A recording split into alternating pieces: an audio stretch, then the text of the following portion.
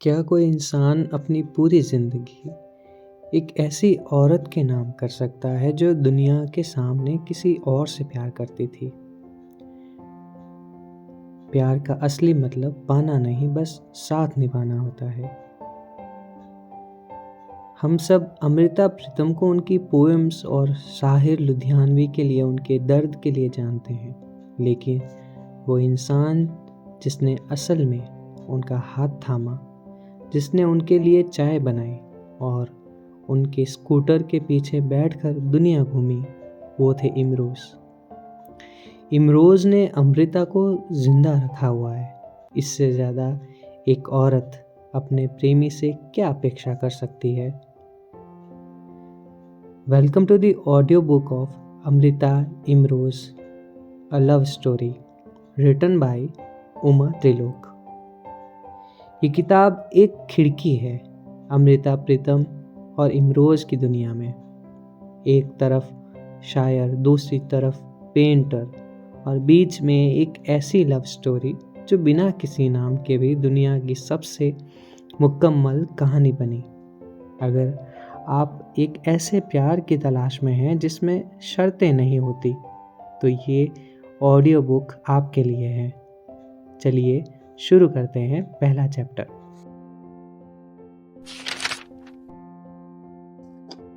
एक दिन जब मैं अमृता के यहाँ थी तो उस समय इमरोज़ के घर में एयर कंडीशनर फिट हो रहा था। शोर से बचने के लिए वे अमृता के कमरे में आ गए और बचपन की कोई बात सुनाने लगे। वे कह रहे थे, जब मैं लाहौर के आर्ट स्कूल में पढ़ता था तो उन दिनों गर्मी की छुट्टियां बिताने गांव चला जाता था। वहाँ गायें भैंस चराने ले जाता और आराम से एक तरफ बैठा स्केच बनाता रहता और गायें भैंस खुद ही चारा चरती रहती। अमृता हंसने लगी और बोली, तुम रांझे की तरह बंजाली बजाते रहते और गायें भैंसें अपनी चारा चाहती रहती। इमरोज भी हंस पड़े और बोले, हाँ, लेकिन वहाँ कोई हीर नहीं थी जो मुझे चूरी खिलाती। लेकिन आर्ट स्कूल में तो तुम्हें क्या कोई लड़की पसंद नहीं आई थी? उन्होंने पूछा। कुछ लड़कियां हॉबी की तरह पेंटिंग सीखने आती थी, लेकिन कभी कभी बहुत कम वक्त के लिए। अचानक ही वे किसी पुरानी याद में डूब गए और कहने लगे, हाँ, उनमें एक लड़की थी, उसका नाम मंजीत था। उसे मैं कभी कभी दूर से ही देख लिया करता था, लेकिन पास कभी नहीं गया। फिर रुककर बोले, मुझे पता चल गया था कि वह एक अमीर आदमी की बेटी है, इसलिए मेरा उससे बात करने का सवाल ही नहीं उठता था। मैं उसे दूर से ही देखा करता था, लेकिन उसके नाम के पहले अक्षर को मैंने अपने नाम के आगे लगा लिया था। अब मैं एम इंद्रजीत था। कितनी बदकिस्मत लड़की थी। क्या उसे पता नहीं था कि कोई फरिश्ता उसकी तरफ देख रहा था? अमृता ने पूछा। उसके पास तुम्हारी जैसी नजर जो नहीं थी, इमरोज ने जवाब दिया। एम इंद्रजीत कब इमरोज बना, यह एक लंबी कहानी है। स्कूल में 3 इंद्रजीत थे। टीचर को इंद्रजीत 1, इंद्रजीत 2 और इंद्रजीत 3 कहकर रोल कॉल करनी पड़ती थी। हमारे लिए भी दिक्कत थी और टीचर के लिए भी। इमरोज सोचते रहते कि उनका नाम इंद्रजीत क्यों है। उनके माता पिता को शायद कोई और नाम सूझा नहीं होगा। इमरोज एक फारसी नाम है जिसका अर्थ है आज। ये नाम इमरोज को इसलिए पसंद था क्योंकि इसके साथ किसी ऐतिहासिक या पौराणिक प्रथा के पात्र का नाम जुड़ा नहीं था, जैसे राम प्रसाद, कृष्णचंद्र या मोहम्मद अली। इमरोज शब्द किसी ऐतिहासिक या किसी अन्य घटना से भी उत्पन्न नहीं हुआ है। इसका सीधा सीधा अर्थ है आज, अब। इमरोज वैसे भी आज में ही विश्वास करते हैं।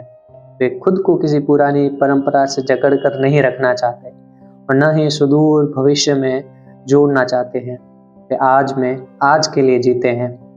एक बार अपने नाम की कैलिग्राफी करते हुए उन्होंने इस शब्द को 3 भागों में बांट लिया।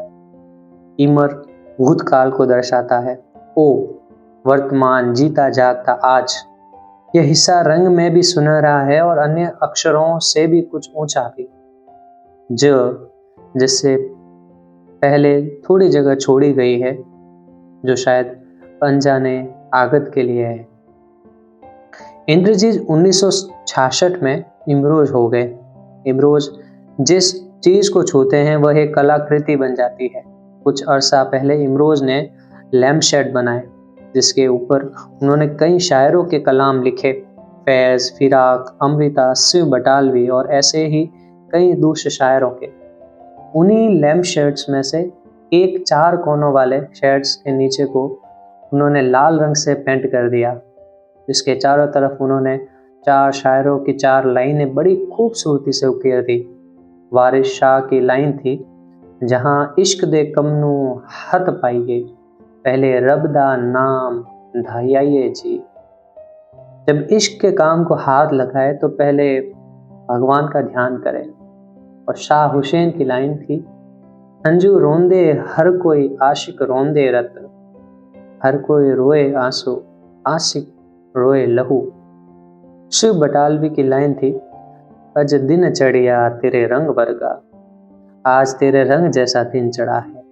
और अमृता की लाइन थी, परछावे आनू पकड़न वालियों, छाती च बल्दी अगदे, परछावे ने नहीं हुंदे। परछाइयों को पकड़ने वालों, छाती में जलती आग की परछाइयां नहीं होती। टेम्पो में लिखे हुए हरफों के बीच इमरोज ने लाल रंग भर दिया।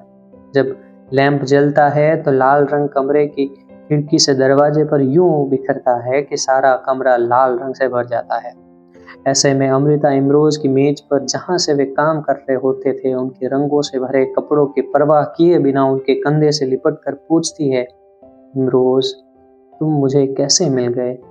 और उन्होंने हमेशा की तरह बहुत संक्षेप में जवाब दिया, वैसे ही जैसे तुम मुझे मिल गई।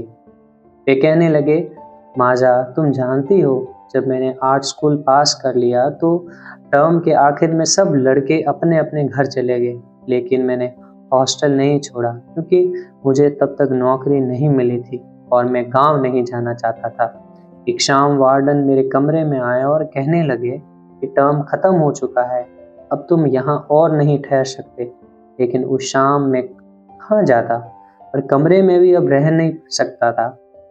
मैं रेलवे स्टेशन की ओर निकल गया और बुकिंग क्लर्क से वहां तक आने जाने की टिकट मांगी, जहां से सुबह तक मैं लौट आऊं। मुझे बस रात बितानी थी। जानती हो उसने मुझे कहाँ की टिकट दी? गुजरावाला की। गुजरावाला तुम्हारी जन्मस्थली। देखा तुमने किस्मत कैसे मुझे तुम्हारी तरफ ले जा रही थी।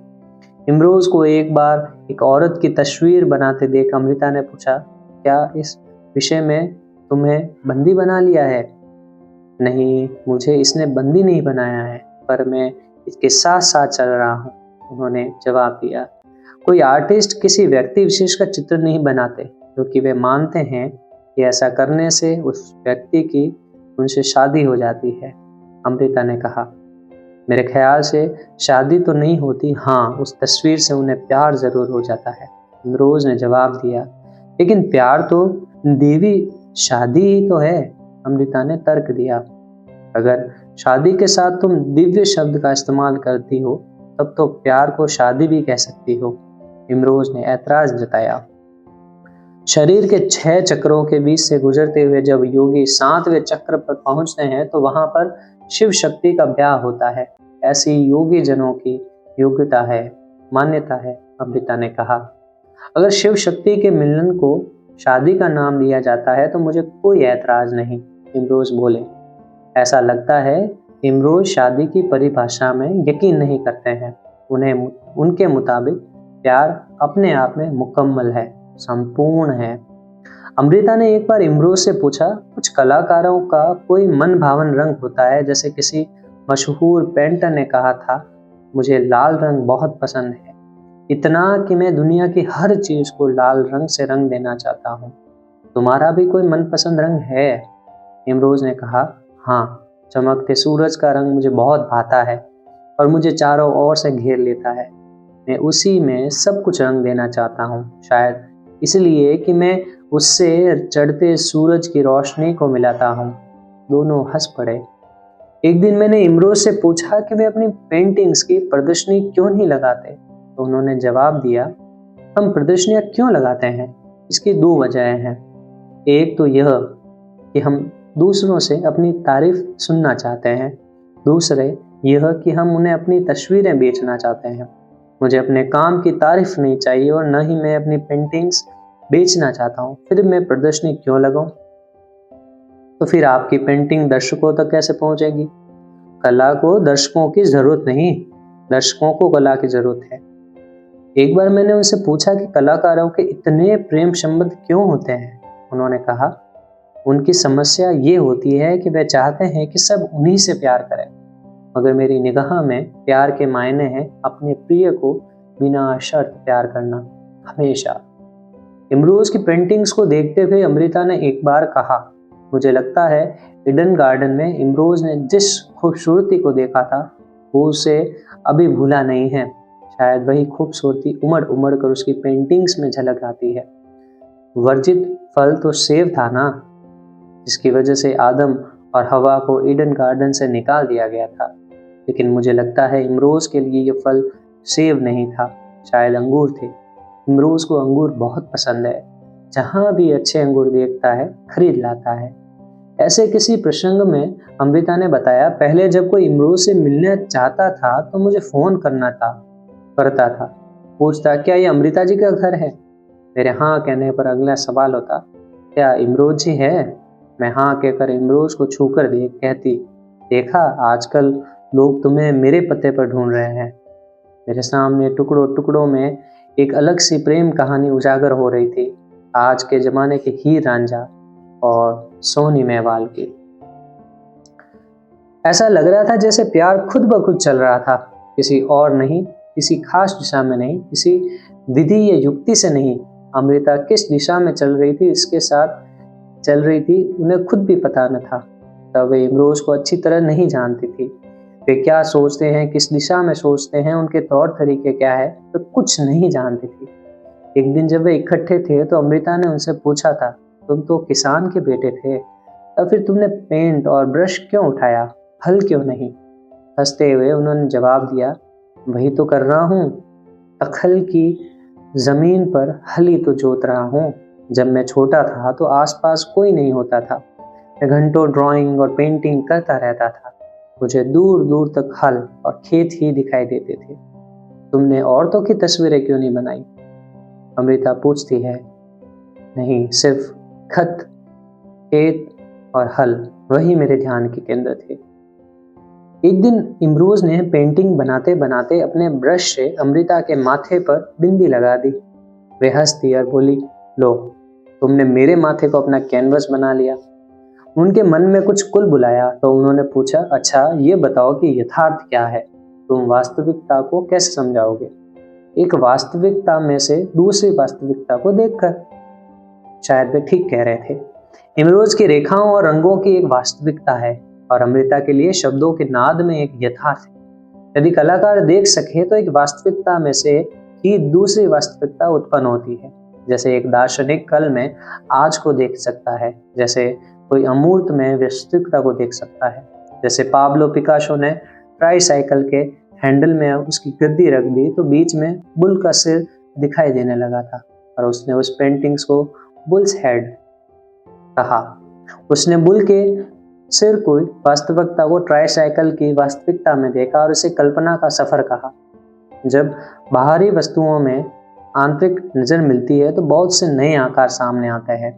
हालांकि शब्द तो थोड़े से ही होते हैं, फिर भी उनसे हजारों फिक्रें और हजारों मुहावरे उभर कर सामने आते हैं। जब कोई कविता या कहानी लिखी जाती है तो वह पहले मन में रचती है, फिर एक आकार लेती है। तो कल्पना वास्तविकता से मेल खाती है, वही बाद में कागज पर उतरती है। अपने रंग कैनवस पर उतारने से पहले क्या पेंसिल स्केच या दिमाग में कोई खाका बनाते हैं? मैंने उनसे पूछा। हाँ, दोनों। सुना है अमेरिकन पेंटर इवॉन अल्ब्राइटसी ने एक ही पेंटिंग पर 20 साल काम किया और उसने उसे संसार का सफर कहा। क्या आपके साथ भी ऐसा कुछ घटा है कि आपने भी बहुत साल एक ही पेंटिंग पर लगा दिए हो? वे हंसे। पिछले 30 साल से मैंने एक ही औरत की तस्वीर बनाई है। मैंने उसके नैन नक्श तो बना लिए थे, लेकिन उसके मन की तस्वीर बनाते मुझे 30 साल लग गए हैं। उसे मैंने इस साल ही खत्म किया है। यह एक लाइन की पेंटिंग है जो एक साज की तरह लगती है। ये पेंटिंग कल्पना की एक प्रक्रिया है, एक मानसिक क्रम का विकास है और जो एक साज भी है। इमरोज ने अपने घर के दरवाजों, दीवारों और खिड़कियों पर इस तरह रंग बिखेर रखे हैं कि सुबह के सूरज की पहली किरण के आते ही घर के फर्श पर रंगों का मेला सा लग जाता है। मशहूर फिल्म डायरेक्टर वासु भट्टाचार्य इन बिखरे रंगों से इतने प्रभावित हुए कि उन्होंने अपनी एक फिल्म में उन्हें दिखाने की इच्छा प्रकट की थी। अमृता इमरोज के घर में एक खिड़की है जिसमें अब पट लगा दिए गए हैं। ये उस कमरे के बीच में खुलती है जो गैराज के ऊपर बनाया गया है।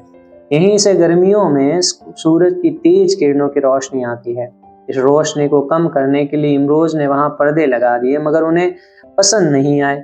फिर बांस की छींके लगा दी गई, वे भी नहीं जची तो उन्होंने एक घड़े की तस्वीर बनाई और उस पर अमृता की कविता की पंक्तियां लिख दी।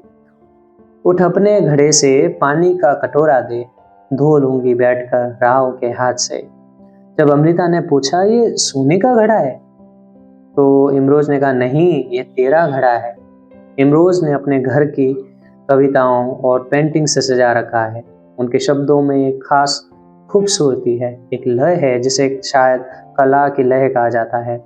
जब उसकी गूंज विश्वव्यापी चेतना की गूंज में मिल जाती है, तब कला की शक्ति ही उसकी महिमा बन जाती है। इमरोज ने इस तरह की लाइनें पेंटिंग की है। हाजी जाए मक्का हम तख्त हजारे। ये लाइन एक सूफी शायर की है जिसके अनुसार जब जिस्मानी और रूहानी इश्क पानी की तरह मिल जाते हैं तो बीच में कोई रेखा नहीं रह जाती। मक्का को जैसे रूहानी इश्क का सबसे ऊंचा दर्जा हासिल है, वैसे ही तख्त हजारे जो हीर रांझा की प्रेम कहानी के नायक रांझे का जन्म स्थान है, आशिकों के लिए सबसे बड़ा तीर्थ है। इमरोज ने इन शब्दों को भौतिक दृष्टि से नहीं लिया, उन्होंने तो प्रेमी की उस नजर को कैनवस पर उतारा है जिससे देखते ही एक मामूली गांव को पूजा स्थल बना दिया। यह नजर तो एक पंखे की तरह है जो उड़कर उस स्थान पर पहुंचने की हसरत रखता है। यह तो प्राणी की लौकिक से अलौकिक तक की उड़ान की तस्वीर है। अमृता ने एक बार पंजाबी के एक लोकगीत के बारे में बताया, धरती नू कली करा दे नचांगे सारी रात। इन सादी सी पंक्तियों में एक ऐसी खूबसूरती है जो शायद आज तक इस धरती पर उतरी ही नहीं। कली करा दे शब्दों में एक बहुत बड़ी क्रांति का आह्वान किया गया है जो धरती के चेहरे से जुल्म सितम और जुर्म को मिटा देगी। नाचूंगी सारी रात में जिंदगी को भरपूर जीने का एक वादा है। इसमें पूरी दुनिया की खुशहाली और सद्भावना का ऐसा मेल है जो इमरोज ने अपनी पेंटिंग में दिखाया है। फकीरा आपे अल्लाह हो एक और ऐसी ही पंक्ति है जिसमें अनेक से एक बनने की ख्वाहिश जाहिर होती है। यह पंक्ति समय और कलाकार के अवचेतन मन दोनों को इतिहास के पिछले पन्नों में ले गई है। पंजाबी के ये शब्द इतनी असरदार शैली में संजोए गए हैं। फकीरा शब्द धरती का चिन्ह, सूर्य अल्लाह का प्रतिरूप बना नजर आता है। हर शब्द के अक्षरों के बीच के स्वर सूरज तक ऊपर इस तरह जाते हैं कि फकीर की अल्लाह बनने की इच्छा शब्द के कोनों से कला गोलाकार रूप में सामने नजर आती है। इमरोज की उस पेंटिंग को जिसमें उड़ते हुए पंछी के पंखों के बीच में एक औरत की देह लिपटी है, बहुत तरह से समझा जा सकता है। शायद ये प्राणी की स्थूल स्तर से सूक्ष्म स्तर तक बिखरने की हसरत भर है। इमरोज सोचते हैं कि हर क्रियात्मक इच्छा केवल और विकसित होने की इच्छा मात्र है। एक दिन खलील जिब्रान के एक दोस्त ने उनसे कहा कि तुम्हारे उन सब लेखों का संकलन करना चाहता हूँ जो तुमने अपने कॉलम एक आंसू एक मुस्कान के लिए लिखे थे। खलील ने कहा, मेरे पुराने लेख मेरी मासूमी जवानी की अभिव्यक्ति थे, अब वे मेरे सपनों की तरह कब्रिस्तान में दफनाए जा चुके हैं। क्या तुम उनकी हड्डियां बटोरना चाहते हो?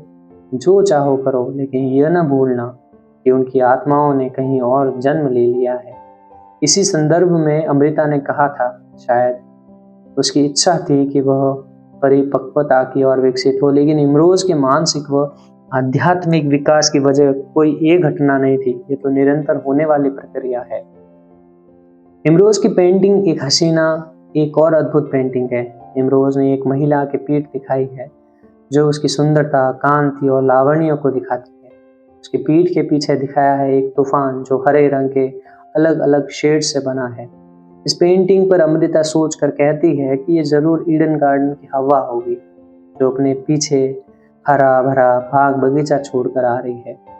इमरोज की एक पेंटिंग साई बुल्ले शाह की है जिसमें फकीरी का एक शाही नज़ारा है। सारा जहान देखने के बाद जैसे साईं की आंखें अपने पास अपने भीतर फिर से लौट आई हो। उनकी आत्मिक आनंदातिरेक को एक जीने पर्दे से ढक दिया है और चेहरे पर उदासी की हल्की परत है। लोग मंदिरों मस्जिदों में उदास और भारी मन से लौट रहे हैं। बुल्ले शाह जैसे कह रहे हो, खुदा तो बंदों के दिलों में रहता था, अब वो लोग कहाँ जाएगा। उनके सिर का कपड़ा गिर रहा है, उन्होंने क्या पहना है क्या नहीं उन्हें खबर नहीं है, जैसे वे बेखबरी में बह रहे हो। बस एक फकीरी का आलम है। एक पेंटिंग हजरत ताहिरा की है जिसका नाम है खुदा की पनाह। यह एक दीवानगी का आलम पेश करती है, वही दीवानगी जो ताहिरा में इस पेंटिंग में झलकती है। उस वक्त के सुल्तान ने ताहिरा को पैगाम भेजा जिसमें उसने सुल्तान का महल, सुल्तान की बेगम का रुतबा उसे पेश किया। ताहिरा ने उसी कागज़ पर पैगाम का जवाब लिख भेजा, बादशाह, ये मुल्क और हुकूमत तेरे लिए, दरवेशों सा रहना मेरे लिए। जो वह मुकाम बेहतर है तो तेरे लिए, जो दरवेशों का मुकाम कुछ नहीं तो वह मेरे लिए।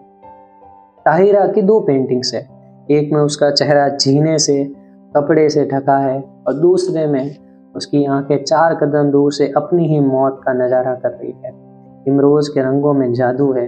अपने ब्रश से ताहिरा के नैन नक्श क्या तराशे हैं और उसके चेहरों पर दरवेशों का नूर क्या ही कहने। और इस तरह गौतम बुद्ध की तस्वीर एकदम अद्वितीय है। बुद्ध सामने नहीं देख रहे हैं इसलिए उनका चेहरा दिखाई नहीं देता, लेकिन केवल उसका शरीर और गर्दन का पिछला हिस्सा एक हल्की सी धुन के बीच में से झलकता है। बुद्ध के निर्देश के बिल्कुल अनुरूप कि कोई उनकी तस्वीर या बूथ ना बनाया जाए। अमृता और इमरोज, इन 2 सृजनशील व्यक्तियों के बीच कितनी समानताएं हैं और असमानताएं हैं, मगर दोनों एक दूसरे के पूरक है। अमृता की सेहत गिरती जा रही थी। हाल ही में जब मैं उनसे मिली तो वे अपनी नई कविता की बात कर रही थी और उन्होंने इमरोज पर लिखी थी। वे कुछ पंक्तियां धीरे धीरे पढ़ रही थी। जब उनसे इतना ऊंचा भी नहीं पढ़ा जा सका कि मैं सुन लूं, कागज मुझे ही पकड़ा कर बोली कि तुम पढ़ो, और मैं पढ़ने लगी। मैं तेनू फिर मिलांगी, किथे किस तरह पता नहीं, शायद तेरे तखल दी चिनक बन के तेरे कैनवास ते उतरा दे। मैं तेनू फिर मिलांगी, किथे किस तरह पता नहीं, शायद तेरे तखील दी चिनक बन के तेरे कैनवास ते उतरांगी। जहाँ खोरे तेरे कैनवास दे उत्ते एक रहस्यमयी लकीर बन के खामोश तेनू तकती रवांगी। जहाँ खोरे सूरज दी लो बन के तेरे रंगा विच खुलांगी। जहाँ रंगा दियां बाहां विच बैठ के तेरे कैनवास नू वलांगी। पता नहीं किस तरह किथे पर तेनू जरूर मिलांगी। जहाँ खोरे एक चश्मा बनी होवांगी ते जिवें झरनियां दा पानी उड़दा, मैं पानी दियां बूंदा तेरे पिंडे दे मिलांगी ते एक ठंडक जेही बन के तेरी छाती दे नाल लगांगी। मैं होर कुछ नहीं जानदी पर ऐना जानदी कि वक्त जो भी करेगा यह जन्म मेरे नाल तुरेगा। एक जिस्म मुकदा है तां सब कुछ मुक जांदा है, पर चेतियां दे धागे कायनाती कणा दे हुंदे ने। मैं ओना कणा नू चुनांगी ते तेनू मैं फिर मिलांगी। मैं तुझे फिर मिलूंगी, कहाँ किस तरह पता नहीं, शायद तेरी तकेल की चिंगारी बन तेरे कैनवस पर उतरूंगी, या तेरे कैनवस पर एक रहस्यमय लकीर बन खामोश तुझे देखती रहूंगी, या फिर सूरज की लौ बनकर तेरे रंगों में घुलूंगी, या रंगों की बाहों में बैठकर तेरे कैनवस को वलूंगी। पता नहीं कहाँ किस तरह पर तुझे जरूर मिलूंगी। या फिर एक चश्मा बनी तेरे झरने से पानी उड़ता है, पानी की बूंद बन तेरे बदन पर मलूंगी और एक ठंडक बन तेरी छाती के साथ लगूंगी।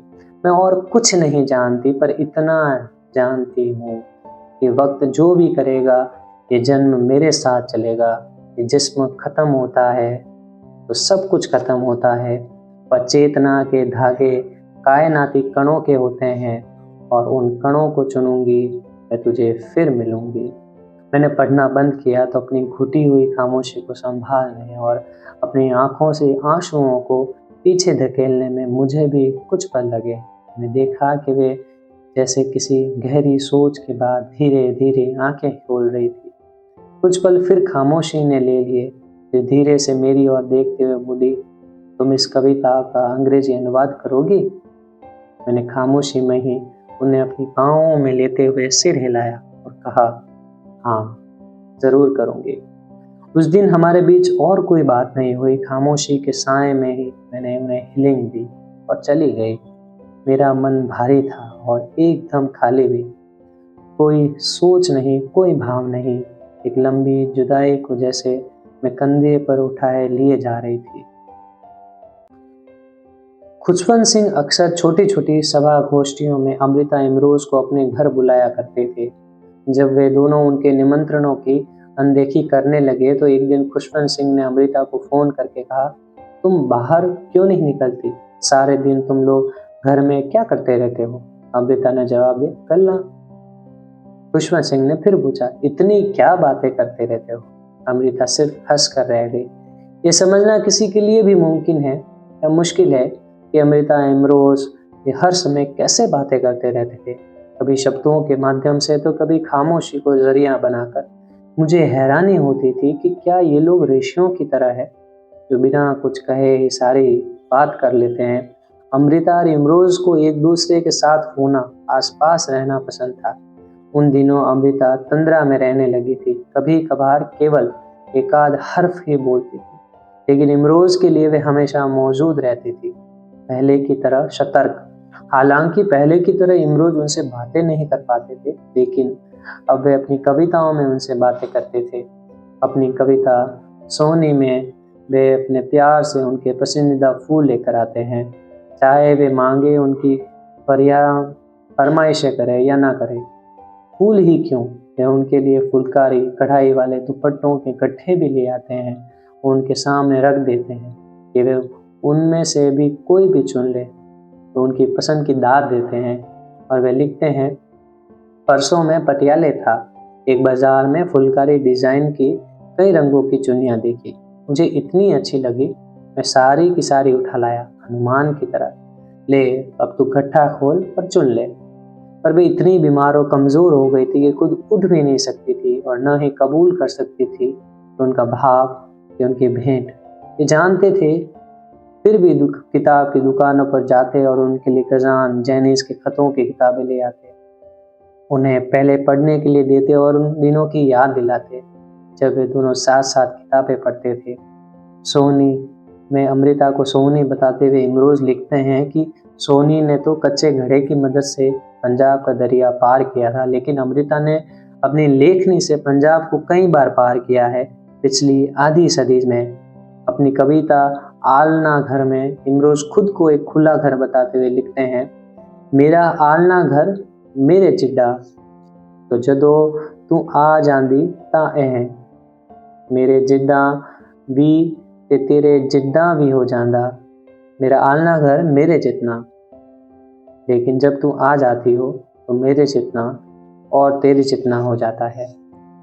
वे अपना आलना घर उन्हें देते हुए कहते हैं कि वह उतना बड़ा है जितना वे हैं, लेकिन जब अमृता घर के अंदर आ जाती है तो वह और बड़ा हो जाता है। वे जानते हैं कि इस बार अमृता की उड़ान बहुत लंबी है और वापसी उन्हें भी मालूम नहीं, जैसे उनके घर के तिनके तिनके ने हमेशा अमृता का स्वागत किया है, वैसे ही उन्हें अलविदा भी कहता है।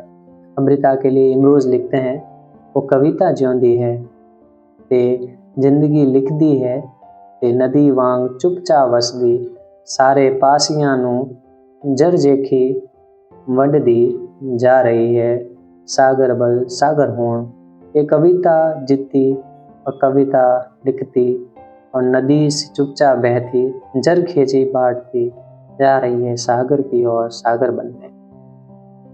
जब अमृता बहुत बीमार थी और अब अस्पताल से लौटी ही थी तो मैं जज्बाती होकर इमरोज से पूछ बैठी, अमृता इतनी बीमार है, जब ये आपको छोड़कर चली जाएगी तो आप क्या करेंगे?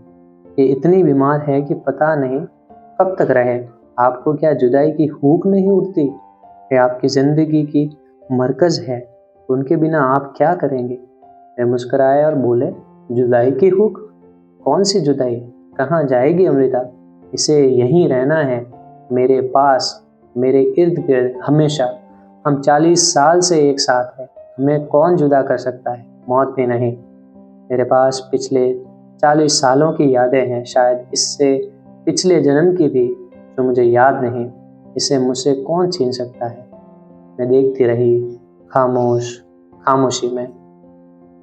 31 अक्टूबर की दोपहर ढले जब अचानक मेरे फ़ोन की घंटी बजी, हमें कुछ चौंक सी गई। कायनात कुछ घटने से पहले इंसान को शायद आगाह कर देती है। मैंने जो ही रिसीवर उठाया, इमरोज की आवाज़ सुनाई दी, उमा जी। वे थोड़ा ठहरे और फिर बोले, माजा चली गई। मैं कुछ नहीं बोली, शायद बोल नहीं पाई, बस इतना ही कहा, मैं पहुंचती हूँ। ऐसा लगा जैसे मैं इस खबर को सुन चुकी थी या सुनने का ही इंतजार कर रही थी। ये तो हम सब जानते ही थे कि अब सिर्फ खबर आना ही बाकी है। यूँ तो हम सबके लिए अमृता जा ही चुकी थी। हम सब से, कविता से, अदब की दुनिया से वे विदा ले चुकी थी। अब न वे बोलती थी, न कुछ कहती, बस तकती रहती और फिर बीच बीच में ईमा ईमा कहकर इमरोज को पुकारती। लेकिन इमरोज उनकी नज़रों को पढ़ लेते, समझ लेते कि वे क्या कहना चाह रही थी। उनके कुछ कहे बिना ही वह सब हो जाता जो वे चाहती थी। इमरोज मुस्कुराते, कभी कभी मुझे भी बता देते कि वे क्या कह रही है। वे कहते, अमृता मुझसे नहीं बोलती, लेकिन उनके नैन नक्श मुझसे बात करते हैं। उसी मौजू पर कविता लिखी और उन्होंने मुझे सुनाई भी। कल राती सपने विच एक औरत वेखी, जिन्हों में पहले कदी नहीं वेख्या सी, पर मिलदियां ही लगा इस बोल दे नैन नक्शा वाली नू वेख्या होया सी। कल रात सपने में एक औरत वेखी, जिसे मैंने कभी नहीं देखा था। जिसे मिलते ही ऐसा लगा इस बोलते नैन नक्श वाले को कहीं तो देखा हुआ है। दो इंसान एक दूसरे से इतना प्यार करते हो, शायद उन्हें एक दूसरे से बात करने की जरूरत नहीं पड़ती। एक दूसरे के चेहरे पढ़ लेते हैं। कोई दो आंखें, इन्हीं दो आंखों से सब कुछ कहे जो देती है। मुझे इमरोज के कहे वे अल्फाज याद आते हैं, कदे कदे खूबसूरत सोचा, खूबसूरत शरीर भी धार लेंदियां ने। कभी कभी खूबसूरत सोचे खूबसूरत शरीर भी धारण कर लेती है। आज फिर उसी सोच ने एक खूबसूरत शरीर छोड़कर एक खूबसूरत सोच बनना स्वीकार कर लिया था। जल्दी जल्दी उनके घर पहुंची। पता चला उन्हें शमशान ले गए हैं। शमशान की वीरानी में कुछ लोग खड़े हुए आग की लपलपाती लपटों को देख रहे थे। मैंने दूर से देखा, सबसे अलग एक कोने से इमरोज टकटकी लगाए लपटों को देख रहे थे और उनकी महबूबा को फिर से पंच तत्वों में बदल रही थी। मैंने जाकर कंधे पर हाथ रखा और कहा, उदास नहीं होना। जैसे मुझे यकीन ही था कि अमृता के जाने के बाद इमरोज उदास हो जाएंगे। उन्होंने मुड़कर देखा और बोले, उदास क्यों हूँ? जो मैं नहीं कर पाया उसे कुदरत ने कर लिया। मैं उसे दर्द से निजात नहीं दिला सका, उसने दिला दिया। एक आज़ाद रूह जिस्म के पिंजरे से निकलकर फिर से आज़ाद हो गई। कहकर वे मंद मंद मुस्कुराने लगे। प्यार में मन कवि हो जाता है। ये कवि कविता लिखता ही नहीं, कविता को जीता भी है। कायनात के रहस्यों को जानते पहचानते खुश मिजाज इमरोज अब अमृतमय हो गए थे। उसी रात इमरोज ने एक कविता लिखी, कल तक जिंदगी कोल एक रुख सी, जिंदा रुख फूला फला ते महका नाल भरिया। पर आज जिंदगी कोल सिर्फ एक जिक्र है, जिंदा जिक्र। ओ रुख हुण बीज बन गया, ते बीज हवावां नाल रल के उड़ गया। पता नहीं किस धरती दी खोज विच कल एक पेड़ था जिंदगी के पास, फल फूल खूबसूरत खुशबू से लदा, और आज एक जिक्र है जिंदगी के पास।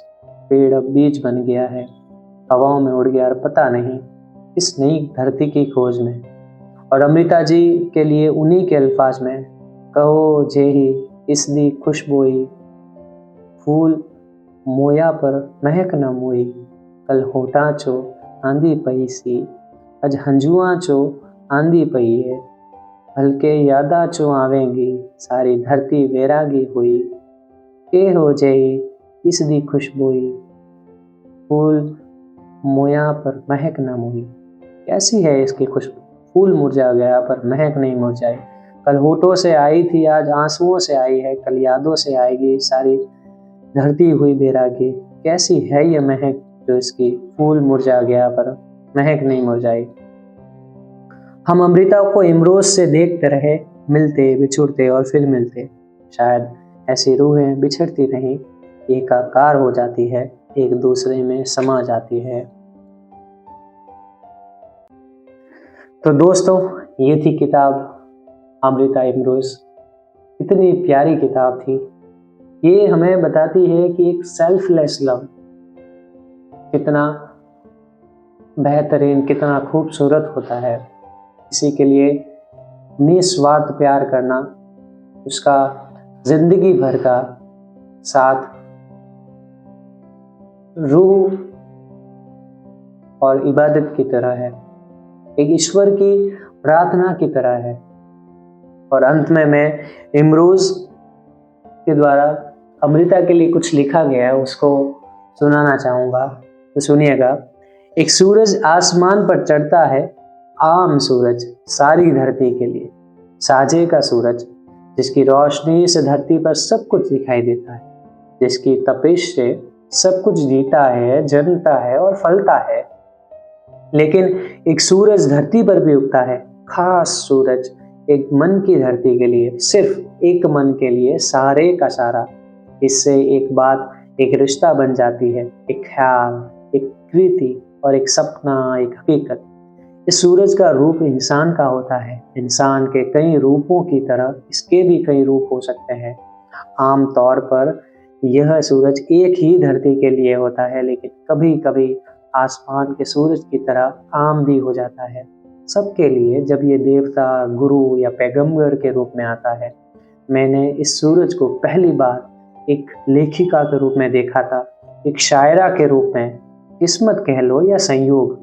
मैंने इसे ढूंढ कर अपना लिया, एक औरत के रूप में, एक दोस्त के रूप में, एक आर्टिस्ट के रूप में और एक महबूबा के रूप में। इमरोज।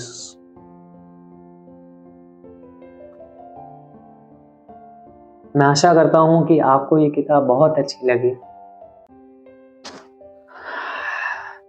फिर मिलते हैं हम एक और नई किताब के साथ। तब तक कहानियाँ सुनते रहिएगा, कहानियाँ जीते रहिएगा और अपना ख्याल रखिएगा। शुक्रिया।